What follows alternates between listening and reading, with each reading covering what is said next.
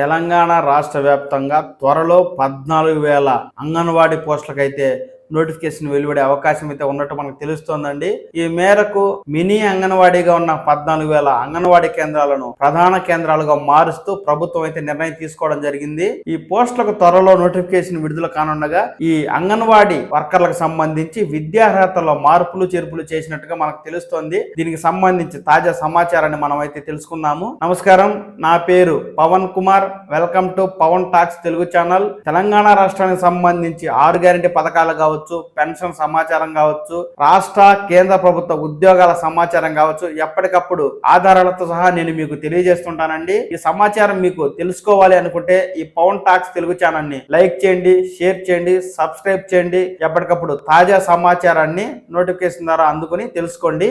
ఇక విషయంలోకి వెళ్తే ప్రస్తుతం తెలంగాణ రాష్ట్రంలో 4,000 మినీ అంగన్వాడీలు ఉన్నాయండి.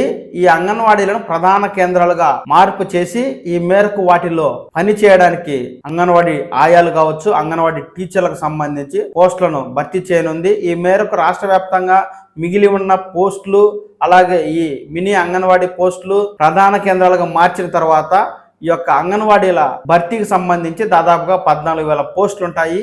వీటిలో ఆయాలు కావచ్చు, అంగన్వాడీ టీచర్ల పోస్టులు కూడా ఉన్నాయి. ప్రస్తుతం మినీ అంగన్వాడీ కేంద్రాల్లో ఒక టీచర్ మాత్రమే ఉంటారు. వీరే ఆయాగా కూడా పనిచేయాల్సి వస్తుంది. వీరికి జీతం కూడా తక్కువే.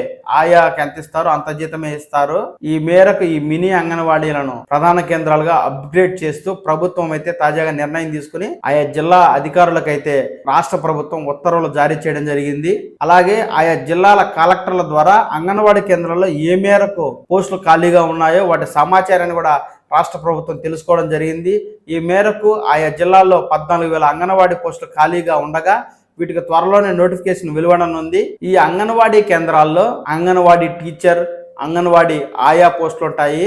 ఈ మేరకు గతంలో 10th అర్హతతో ఈ పోస్టులను భర్తీ చేస్తూ ఉండగా ప్రస్తుతం ఆ అర్హతను ఇంటర్మీడియట్ వరకు పొడిగించినట్టు తెలుస్తుంది.